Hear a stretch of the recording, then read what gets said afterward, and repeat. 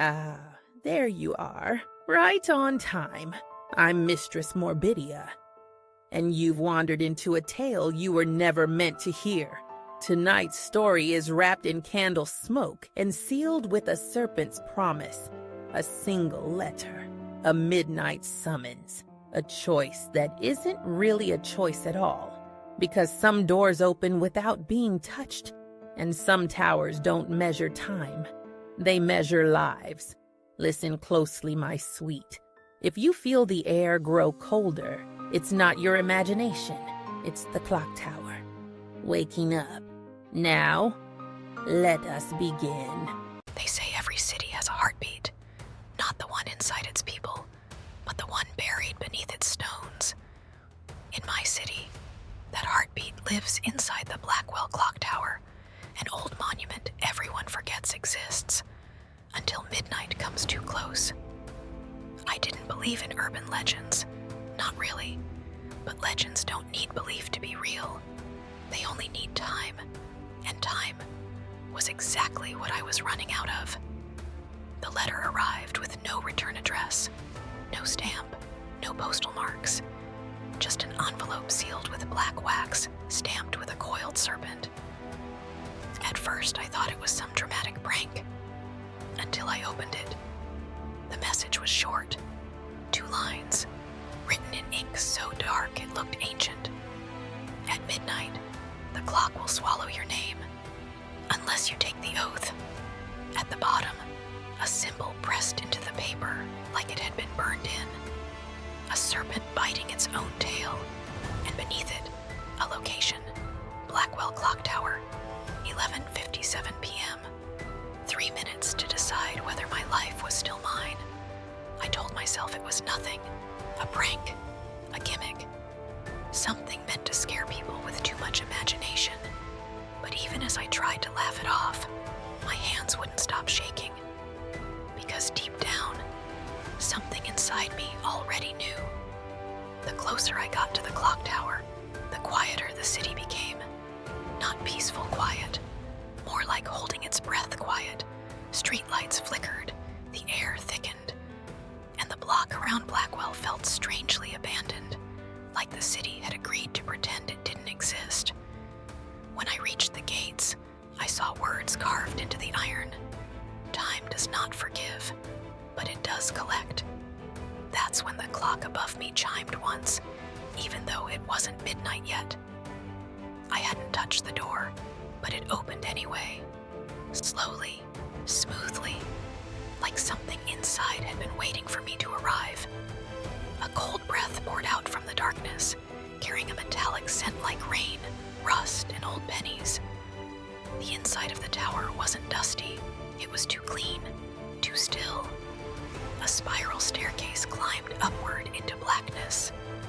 As I stepped inside, I heard a whisper that didn't sound human. Almost time.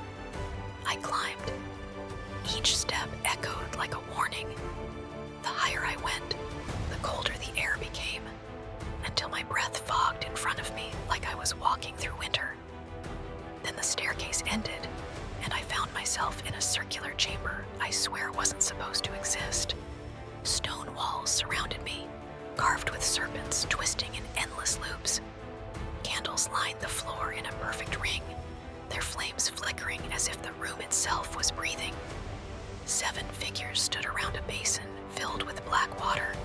They were hooded, silent, still. In the candlelight, I noticed something that made my stomach twist. Their bodies cast no shadows. One of them lifted its head. I couldn't see a face under the hood, only darkness.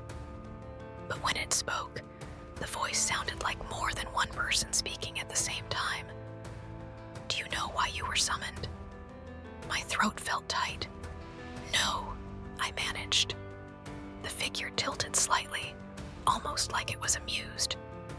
"Then you are still innocent." "Innocent of what?" I asked.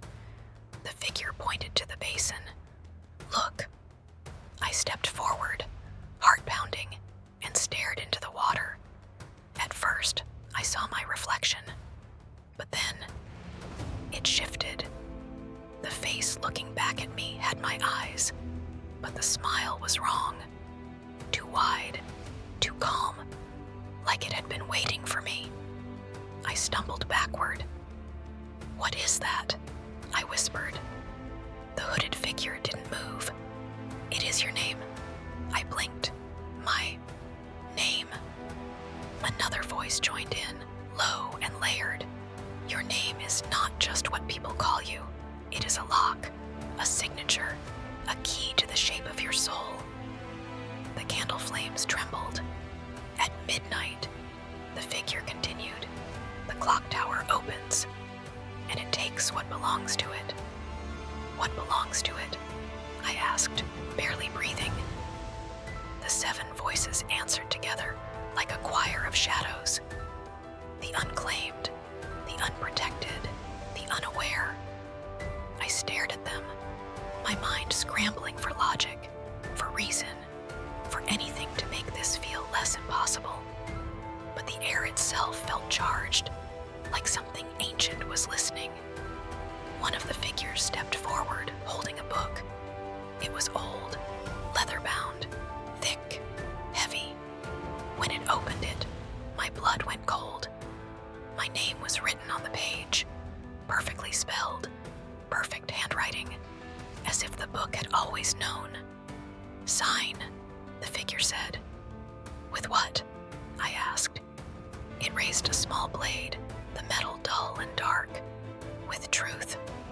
My breath caught in my throat. "What happens if I sign?"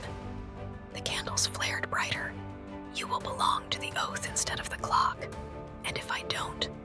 The room dropped in temperature so fast my skin prickled. "Then you will belong to the tower." Above us, the clock began to tick louder than any clock ever should. The second hand wasn't just moving, it was counting down like a threat. The basin water trembled, ripples formed, small bubbles rose to the surface, like something beneath it was exhaling. "You were marked long ago," one voice whispered. "Your life has been borrowed time." The words hit me hard, because suddenly memories I didn't understand flashed in my mind.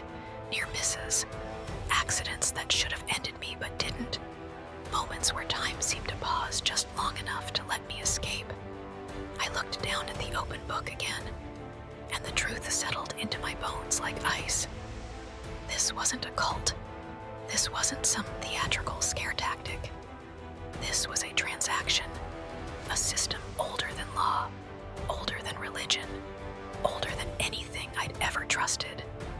The clock tower didn't kill, it collected. The ticking grew louder. 11:59. The air vibrated. The candles shook. The serpent carvings on the walls looked like they were moving if I stared too long. My hand hovered over the blade. One small cut, one drop of blood. That was all it wanted. I pressed the blade to my finger and flinched as pain bloomed. A single drop of blood fell onto the page, and the book warmed, not like paper, like flesh.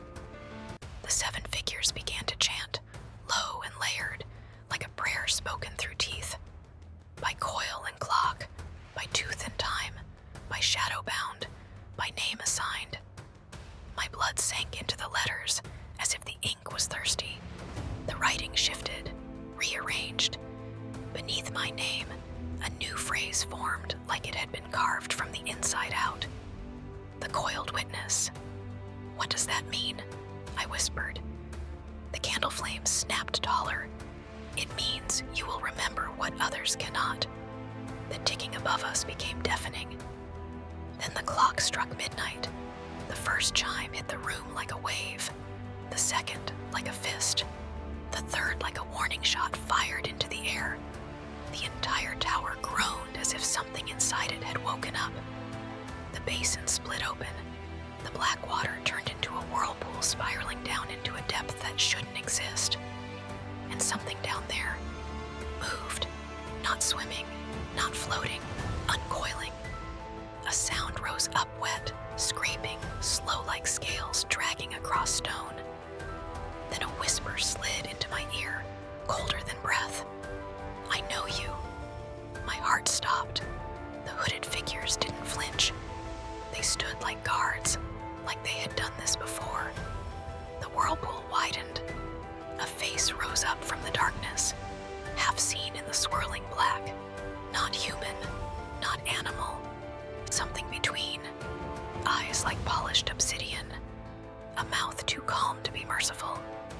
It spoke, and the voice didn't travel through the air. It traveled through my bones. "Give me your name." I tried to step back, but something invisible gripped me and pulled me toward the basin. My shoes scraped on stone. My body strained. My breath came out in panicked bursts. The thing below whispered again, "Give it to me, and I will make it painless." The force dragged me closer. The hooded figures lifted their hands, and one of them shouted a single phrase like it was a weapon. "She is sworn." The air cracked. The tower trembled, furious. The thing in the whirlpool hissed, and for the first time, it sounded afraid. "Then she belongs to the coil." The pulling stopped instantly. I collapsed to my knees, gasping as the basin began to seal itself shut. The vortex shrank like an eye closing, but before it vanished completely, the serpent face smiled, not angry, not defeated, amused. "You will come back," it whispered, "because you are already becoming mine." The candles went out all at once. Darkness swallowed everything, and then suddenly there was light again. I was stumbling down the staircase, barely aware of my own legs moving. I didn't stop until I burst through the clock tower doors and into the street. Outside, the city was alive. Cars passed, neon glowed. People laughed somewhere far away. Normal, ordinary, like nothing had happened. Like midnight didn't matter, but my skin still felt cold, and my chest still felt tight, like my soul hadn't fully returned to my body yet. I looked down at my finger. The cut was gone, not healed, erased. I turned toward a nearby shop window, trying to calm myself, and that's when I saw it. My reflection was slightly delayed, just by a fraction, just enough to feel wrong, like it was learning how to be me again. I blinked fast and turned away, and that's when I heard a voice. Not outside, not behind me, inside my head, deep, smooth, patient. "Good," it whispered. "Now you will see what the others cannot." I froze, because the voice wasn't the hooded figures, and it wasn't mine. It was the thing from the basin, and the final words it spoke curled around my thoughts like a vow I never agreed to make. "The oath did not save you. It only gave me permission." I turned slowly, staring back at the clock tower in the distance. For a moment, the clock face shimmered, and where the hands should have been, I saw an eye, a serpent eye, watching, waiting. Then it blinked just once, and the clock began counting down again. Well, doesn't that just make your skin tingle? A little vow here, a little blood there, and suddenly you're someone else's property. Delicious. So tell me, darling, if you received that letter, black wax, serpent seal, 3 minutes to decide, would you take the oath, or would you let the clock tower swallow your name whole? Either way, midnight always gets what it wants. If you enjoyed this tale, stay close. There are so many more waiting in the dark. Until next time, keep your lights low, your doors locked, and your secrets even tighter. Good night, my sweet. And don't forget, time is listening.